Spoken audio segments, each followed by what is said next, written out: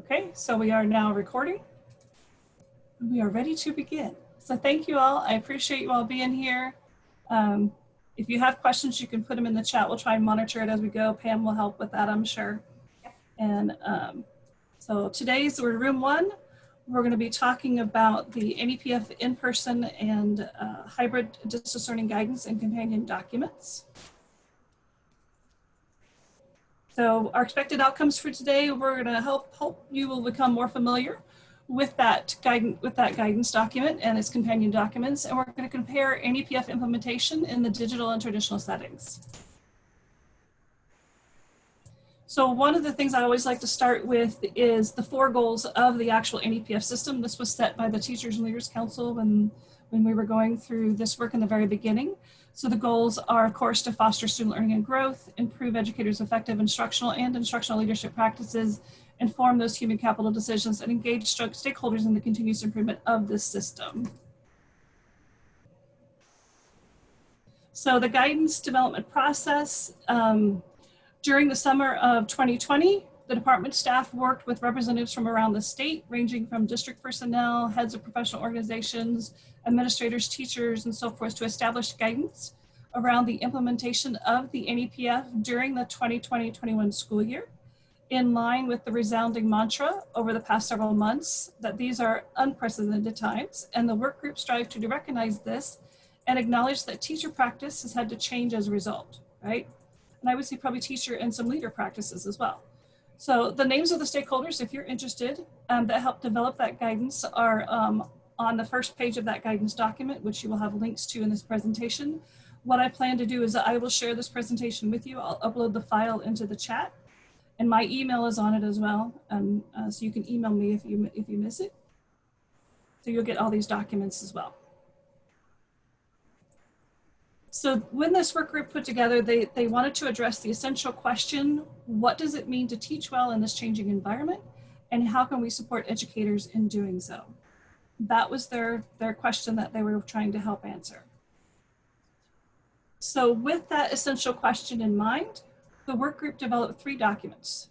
The first document is the main document. That's that NEPF in-person, hybrid, and distance learning guidance document. It gives general guidance on NEPF implementation for each component of the evaluation cycle, and highlights the differences that might occur in that digital setting. Document number 2 is that digital and blended learning evidence and examples in practice document, which provides examples of what may be considered sources of evidence in a digital setting. The examples are not all-inclusive, and educators are encouraged to leverage that pre- and post-observation conference to have conversations to discuss other potential sources of evidence that you may come across. The focus of this document is on the possible evidence sources on instructional practices.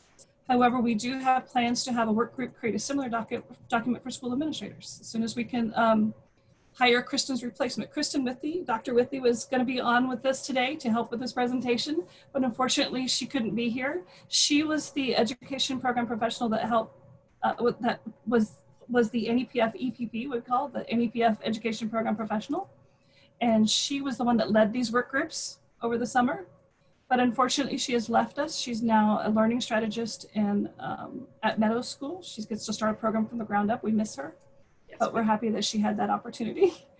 So in the meantime, I am filling in that role as well as my own until we can hire a replacement. So the multiple hats again. So I would say, additionally, there are some of our other licensed educational personnel work groups that are also in the process of developing what some of these evidence sources may be for them. Like our speech language pathologists, I know for sure, are working on a document that will kind of share some of those evidence sources. This document also provides an alignment with the National Standards for Quality Online Teaching, or the NSQ standards. But it should be noted that this alignment is not exhaustive. There are some NSQ standards that may align with multiple NEPF indicators, but are only represented under one indicator for the sake of brevity. We didn't want, this is a 6-page document rather than a 20-page document. We wanted to keep it streamlined. The third document that is created is an alternate to the traditional Nevada self-assessment tool. It is called the self-monitoring tool, and it is an alternate tool for teachers that they may use to compare and contrast their skills in the traditional and digital settings. the purpose of which is to identify their areas of strength and growth and to inform that professional learning. And we'll talk more about these as we go through the presentation. I would ask, please note that the alternate self-assessment tool is not a mandate. It is an option. They can choose either to use the traditional self-assessment or this alternate self-monitoring tool. They don't have to do both. Please don't make them do both. Okay. All right. So our next piece are the impact of implementation of this on the evaluation cycle components. So the NEPF protocols, statutes, regulations, those are all still in effect. Nothing's changed with the statutes or regulations, okay? All of those NEPF components are still required. The guidance documents simply provide information or additional clarity regarding the considerations for implementation due to the different environment. So over the course of the next several slides, we will be discussing the guidance on each component of the evaluation cycle and the possible impact on practice within the digital settings. It should be noted that items that are highlighted in yellow are from the NEPF in-person hybrid and distance learning guidance document, and they will highlight some of the differences that people may be experiencing. So Pam, I will turn it over to you. Right. So as most of you know, the first step of the evaluation cycle is the self-assessment. And as Kat mentioned earlier, the work group developed an alternate tool to the NEPF self-assessment tool called the self-monitoring tool. And I would suggest that that is really what this is about. It's not just a one-step single do a self-assessment. It really is about monitoring over time practice. And that's one of the reasons why the stakeholders created this tool, was to provide a structure for educators that allows them to compare and contrast their skills and abilities, both in face-to-face settings as well as in digital or hybrid settings, and to do that over time. It's a continuous process. And what it should do is it should help educators and their evaluators identify areas of strengths and areas for growth, and as well as identify the supports that are needed. And additionally, from an administrator point or a school leader's point, it could also help an administrator identify other educators which they could leverage to support others. The big piece about the self-assessment or the self-monitoring tool is that it is about revisiting it as a way to reflect and consider practices, because then we're building out mindfulness, we're building out self-awareness, and that empowers, right, educators to focus on the professional skills that are aligned to professional standards. And more importantly, I think that the continued use of the self-monitoring tool or the self-assessment tool really does provide this opportunity to continue to reflect on practice. And that's the key, right? That's the key. So if we take a look at a sample, just a one-page piece, Kat's going to show us on our next slide what it looks like and what you'll be able to see as Kat moves us forward to the alternate self-monitoring tool. What you'll notice is that you have the settings in traditional, and then you have the setting in digital, hybrid, blended environment. And this allows then the educator to keep going back and checking as they learn better practices, more impactful practices in the digital learning environment. So then the second piece, let me move myself forward as well. When we take a look at step 2, this is probably the most important step in the entire process for laying the foundation of the teaching and learning work, because this is the formal opportunity to collaborate, to create that shared understanding of expectation. And in some sense, if you think about it, it sets the tone for the entire year. And during the 2019-2020 school year, NDE created a stakeholder group that went back and looked at all of the regulations and the protocols on the SLG and made some recommendations in terms of, you know, helping clarify what the protocols are, what the SLG expectations are, and building this out so that it's more in alignment with what the intentions were of the TLC in the first place. And so the protocols and the pre-evaluation conference have therefore been expanded. And if you take a look at page 9 in the NEPF protocol, Oops, there we go. over there, they've been revised to include some additional guidance from the work group and to reflect the new requirements as a result of SB 475. And this is an important piece. This is where a discussion on whether the class size for which an employee is responsible for exceeds the applicable recommended ratios per, I'm going to read this out, NRS 388.890, and the discussion around to if it does exceed those recommended ratios, the ability of the employee to carry out his or her professional responsibilities and the possible impact on instructional practice. And so that was one of the changes, if you will, that happened during SB 475. The other piece around this segment, step 2, around the pre-evaluation conference analysis, goal setting, and plan development, is the importance of collaboration, because the collaboration between administrator and teacher, plus collaboration teacher to teacher, really is what lays the groundwork for developing a shared understanding of expectations with principal, admin, and teacher, as well as beginning to talk about across grade levels or across content areas, some of the needs that they are seeing for their students. And this leads us then to kind of the setting of the stage, if you will, for the student learning goal. Because as Kat mentioned earlier, the expectations and the processes for the SLG does stay the same. However, as she also pointed out on page 4, there's a section of the guidance document that references clarity around the SLG. And much of what it contains really are the result of the feedback from that SLG stakeholder group. The stakeholder group felt that collaboration, as I mentioned earlier, is critical to this process. The NEPF protocols state that there should be, right, that there must be a conversation between the educator and the evaluator to establish and reach agreement on the final student learning target, and also the measure of student growth and achievement for that SLG. Student need within the content area needs to be a part of that conversation. Measures of student growth and achievement used for the SLG could be a part of course embedded assessments and grading practices, and may occur as a part of the everyday practice. I think the really big emphasis here in terms of clarity is that the SLG measures do not have to be exclusive. They don't need to be something that is outside of the ongoing teaching and learning process. The primary feature of the assessment that's selected, or the measure, is much more about that it is aligned to the identified content standard, and that educators can modify existing assessments, existing measures, develop new assessments if those options better measure, right, the student progress towards the identified goal than a standardized assessment. And when we think about, building out these measures, that's simply going to enhance, right, the teaching and learning process in and of itself.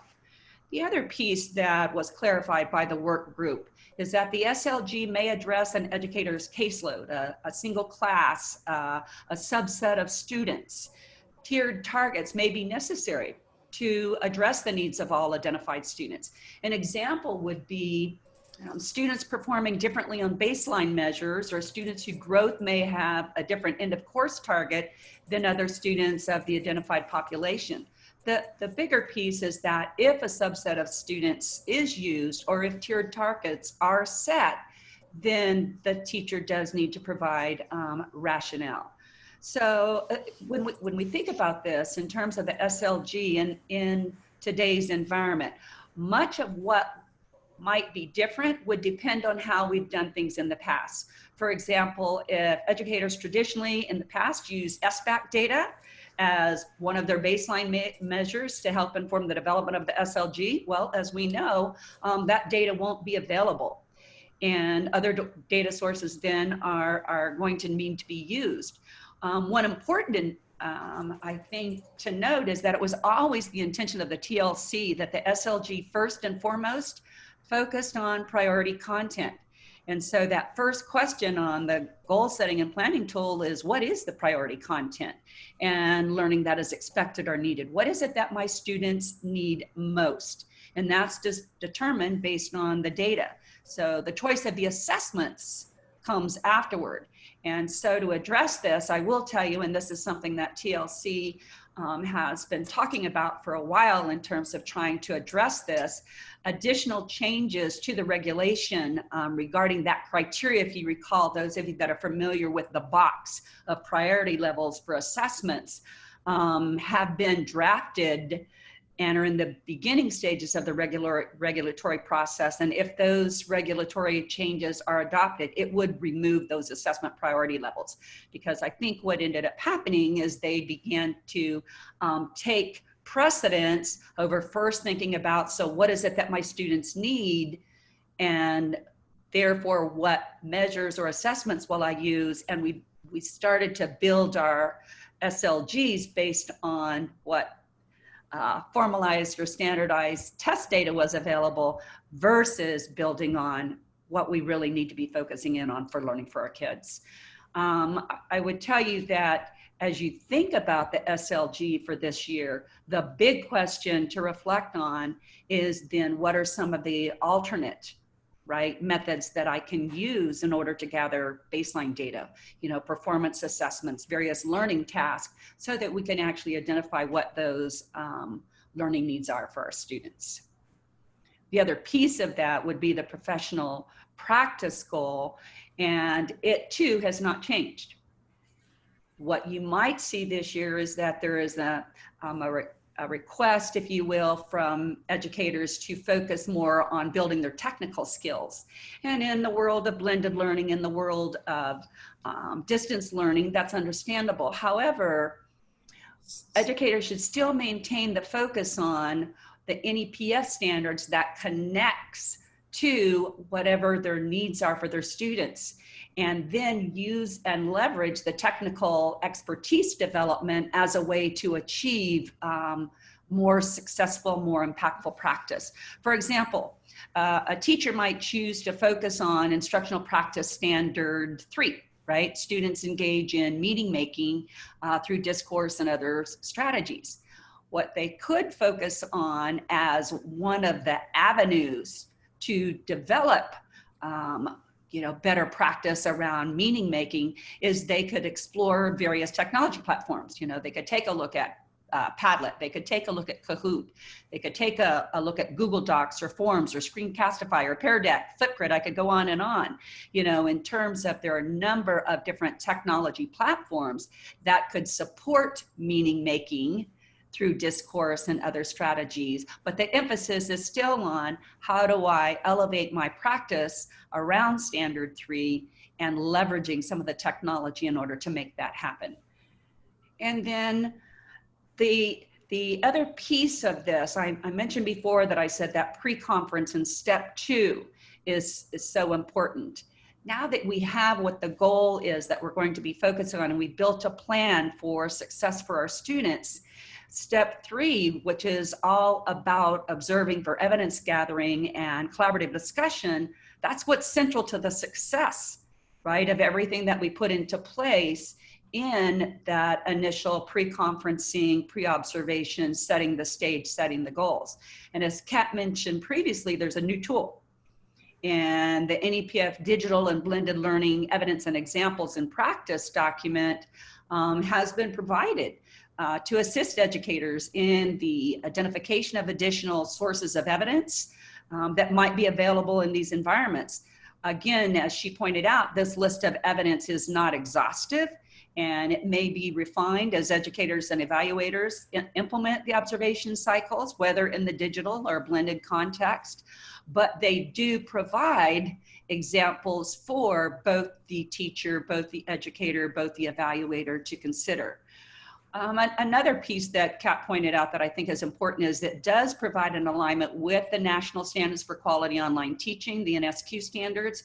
And again, this alignment isn't exhaustive because, or exclusive, because NSQ standards can align with multiple NEPF standards, but we're only represented under one indicator just to keep the document, doable, right? Readable. What we do want to think about, however, is when we think about educators approaching, right, instruction in this new contact, it's the feedback and support that are going to be even more critical. We're in new water here, right? Haven't been in this place. Many of our teachers, Kat gives this example that many of our teachers feel like they're first year teachers again. And so the observation process and the evidence gathering process really now is going to be the key to having, quality, beneficial conversations. And so that pre and post observation conference, or pre and post observation conversations, needs to be leveraged so that they can discuss, some of the differences that, educators are facing during this new environment. And another piece that I think is important to emphasize during the instructional teaching, learning, observation phase is that spotlight on equity on page 4, it reiterates, right, information found in the NEPF protocols and reminds educators that for the purpose of NEPF, all students, right, we get hung up sometimes on that, all refers to the diversity found in all of our classrooms, various levels of learning, for example, working pace, expertise, backgrounds, experience, language, culture, social economic status. And what the all refers to is a teacher must demonstrate that all students are being well served. Right? That's the definition, that all students are being well served. And while not always directly observable, the teacher should be able to demonstrate through numerous various other evidence sources that he or she has made every possible effort to reach all students. The work group does wish to acknowledge the difficulty, right, that may arise in capturing an entire caseload of students in academic tasks during synchronous learning situations. But again, the reminder here is that the intent of the teacher and administrator should always be about making the attempt to serve all of our students. And within the SLG, all students refers to the population that has been identified as the target population within that SLG. And so again, just a reminder, there is a myth out there that all means 100% of our students 100% of the time. That is not the case. It is about well-serving, right? Well-serving all of our students. And again, just an example, Kat has a screen where we can see how we have both the NEPF mandatory and confirmatory sources of evidence are included in the traditional evidence. And then we have the potential source of evidence in the blended or digital settings. They're in the column to the right. And then finally, the alignment with the NSQ standards are in that last column. Again, just a reminder, not exhaustive. And this is, again, why it becomes so important to really leverage those pre-observation, post-observation conversations so that you can discuss other possible evidence sources. And again, just as I mentioned before, you won't see every one of the NSQ standards on every one of the NEPF, only because once it was listed, although it could be listed in other ones, we wanted to make sure that the document was still readable and doable. And so we're going to use this document along with the new self-monitoring tool to complete a short activity. Right, Kat? Yes, we are. And let me get myself situated here. In the chat, I'm going to be placing a link to the activity document. What you will need to do is go into that and make a copy of it for yourself. It's a Google Doc. Go into it, make a copy of it for yourself, and then you'll be able to edit it. So you'll take a look at the, here, let me copy it here for just a second.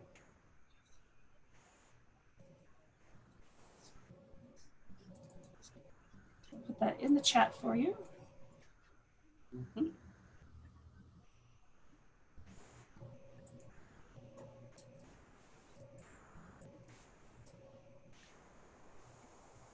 I need like 4 screens today. I know. There you go. So it's in the chat for you. If you would access that link, make a copy of that Google Doc for yourself, and you can. We just chose one standard for each. We have a page for administrators, and if there are some teachers in the group, I saw there were some teachers that were here a little earlier. I don't know if they stuck it out with us, but if they did, the second page is the teacher-specific self-monitoring tool with one of the standards and indicators chosen. So it's just one of the standards and indicators. So you just kind of do a quick moment to reflect on your practice in the traditional setting. Use the activity document to kind of rate your practice based on the performance level, descriptors 1 through 4 that are at the bottom of that page, and identify the sources of evidence that could be used to support that rating, and then repeat the process for the digital setting. And then I'm going to be placing a Padlet link here in the chat where you can share some of your thoughts around that. So we'll let you get some time to get started on that Google Doc. So if you open it, make a copy of it for yourself so other people can't see what you're say about yourself. And then it's your own copy, right? And then I'll open up the Padlet link in a few minutes. We're going to give you some time to really dive into that for a few minutes. Probably not enough time to do a deep reflection because we have to be done by 11:50, but about 5 or 6 minutes to get into that.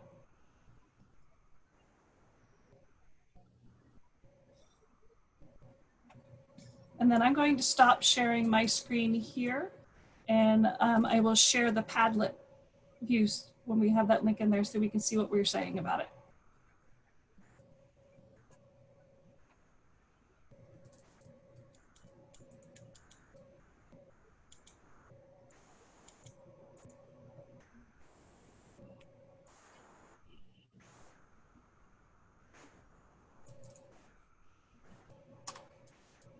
And the Padlet link is also in your chat as well. It should be right underneath your Google Doc link. And then I will share what that looks like.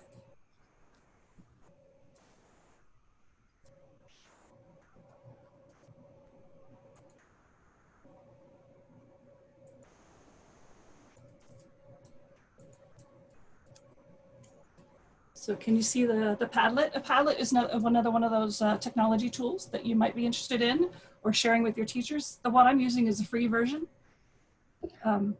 It's pretty simple to figure out. If I can figure it out, I think anybody can figure it out. There's just a set of questions in there. So the first question is share some of the similarities that you found between the self-assessment, your practice in the traditional and your practice in the digital. Share some of the differences. And then in what ways could you leverage this self-monitoring tool to support your educators? Just the first 3 questions for now. We'll save question 4 for later. If you have any questions, feel free to put them in the chat or unmute yourself and ask.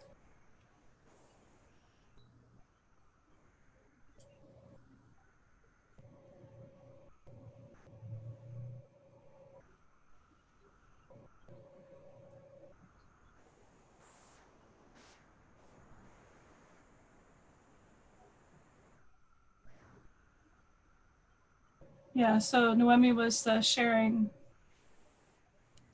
So they feel like a first-year admin too. So yes, if they can relate, right, to the teachers. Yeah.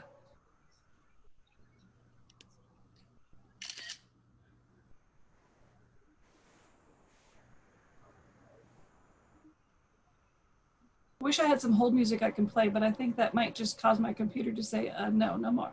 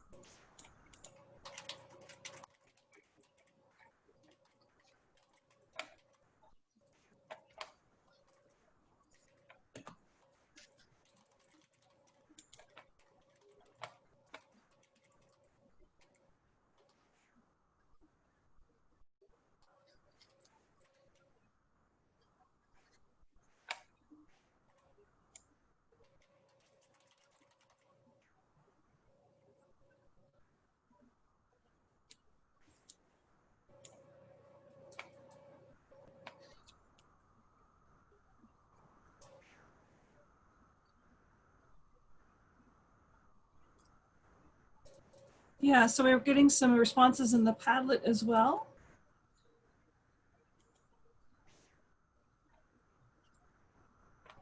So the SOT platform, digital platform is similar because you probably already had some of that going on.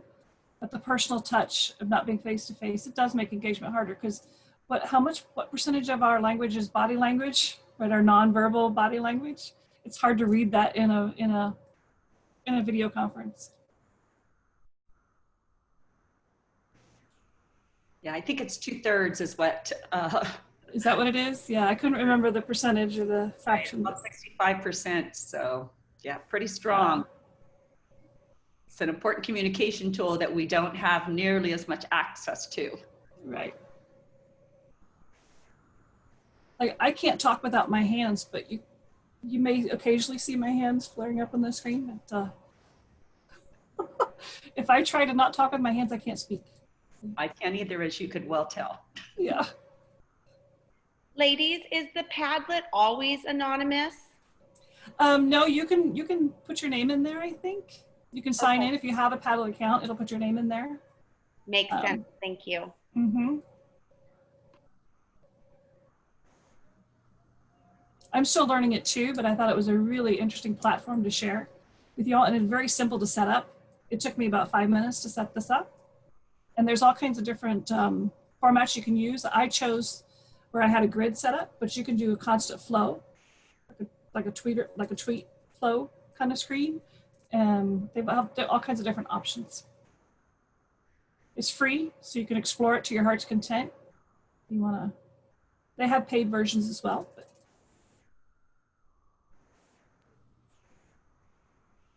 Yeah, it could be a very valuable tool for teachers. I know, it's used often for exit tickets. Mm-hmm. One of the key pieces is students do have to have an account with their name so that there is some accountability for what is said in Padlets when you're talking about students. Yeah. Anonymous isn't necessarily a good thing. Yeah. Well, and you can save each Padlet session and make it a PDF, or you can do a report, different types of reports. You can archive those. So yeah, you can make it a requirement that your students have an account, and then it shows up with their name.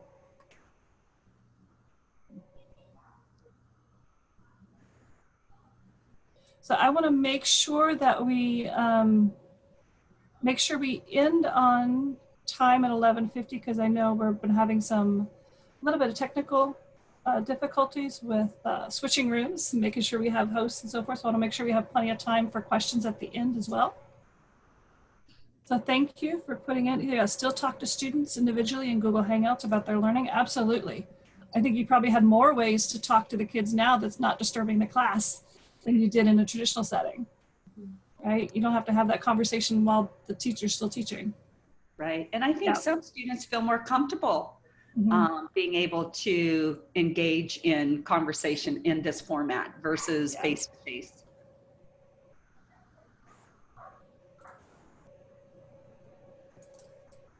Yeah, put their thoughts on paper, absolutely. Yeah.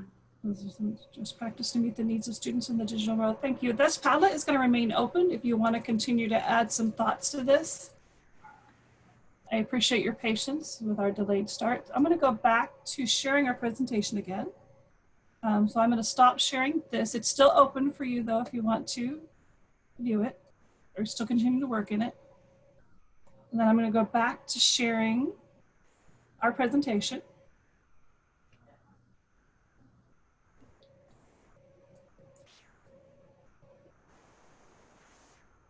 So can everyone see the presentation on the screen?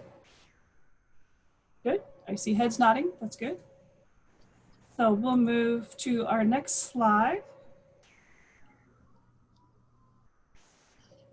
Okay. Yep. There it is. Great. Step 4. There we go. And when you think about the mid-cycle review, that aspect of the cycle really, again, is you've noticed across all of the various steps, that is the same. You may see a higher number of revisions this year, possibly due to changing context or changing settings. But again, remember that the most important important aspect of the mid-cycle conference is to have discussion around success in student learning, and then to identify what has led to that success so that additional support can be provided to teachers to set the teachers up for more student success.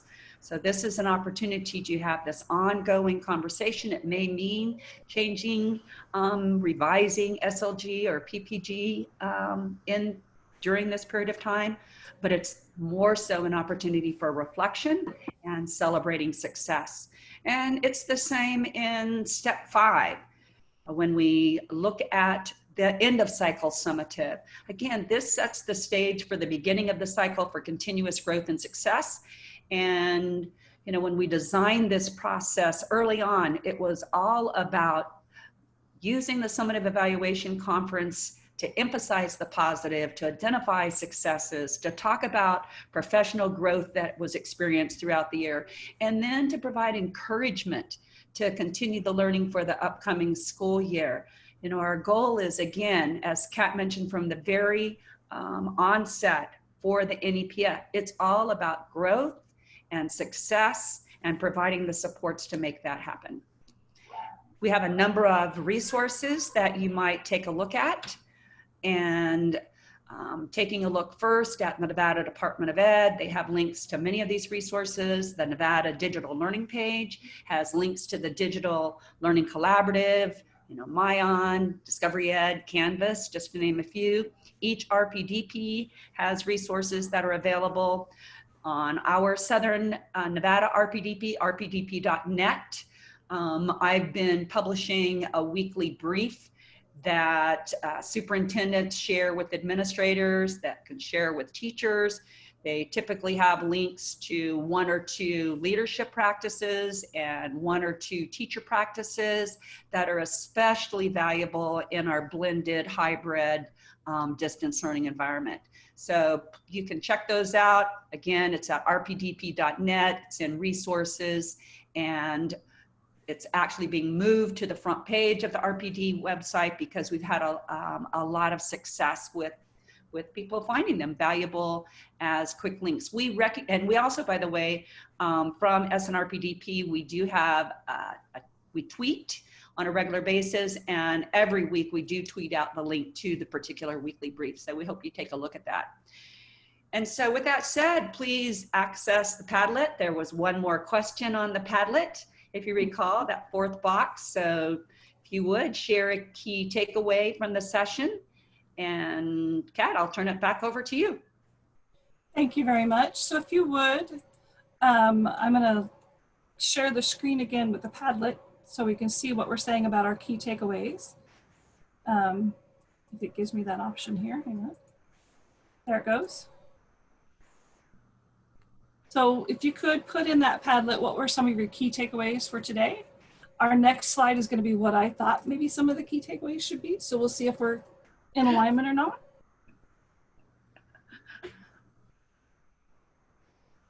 I just shared the Padlet link again in the chat as well.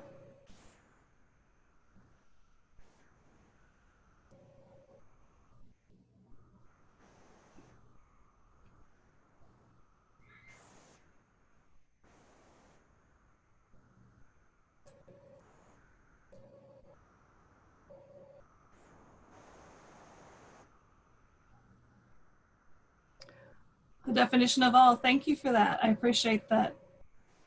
Well, we probably need to make that more visible somewhere and paste it everywhere. I think so too. I think it would take such a concern off of thinking of the 100%, you know, all the time of 100% of the students, which is impossible. I mean, that's not practical. Yeah. And when we think about it from the standpoint, it's about that we ensure that all of our students are well served. We would always say that that's what we're about. We're not just going to serve 80% of our kids or 40% of our kids. We want to do our very best to ensure that all of our students are well served. So continue to invest in quality feedback, absolutely. Yeah. In any job, right? In any job, feedback is great. Does it need to be made in the virtual world? But yes, absolutely, Gary. Absolutely. Thank you. That's the big ticket. And all of this student learning is still our priority. Yes. Right? We're just in a different setting, a different context, looking for different tools to make it more impactful for kids. But yep. Yeah, We absolutely. still have in the NEPF high quality learning principles for instruction, high quality leading principles in the administrator standards. And if we will leverage those principles, learning principles and principles, then we can see greater success for kids. So I'm looking at my key takeaways that I had in here and what you had guys said in your key takeaways. I think we're pretty much in alignment. You know, the NRS is still in effect. Evidence sources are gonna maybe look a little bit different, and you can leverage those conversations and collaborate and communicate about what that might look like. And then leverage the evaluation cycle to provide supports. It's all about that positive feedback. So thank you. Hey, we're in alignment. That's awesome. Yay, yay.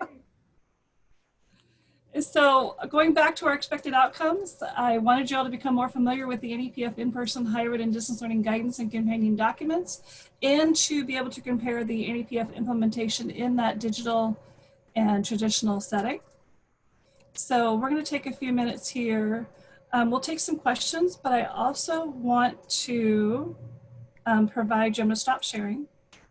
So I'm going to provide you all with a link to the session survey in the chat. So there we go.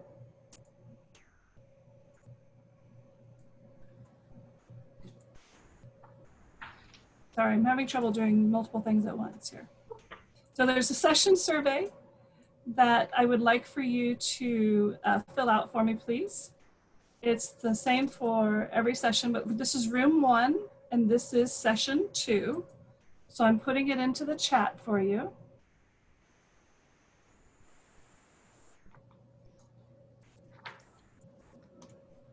You can copy and paste that into your URL.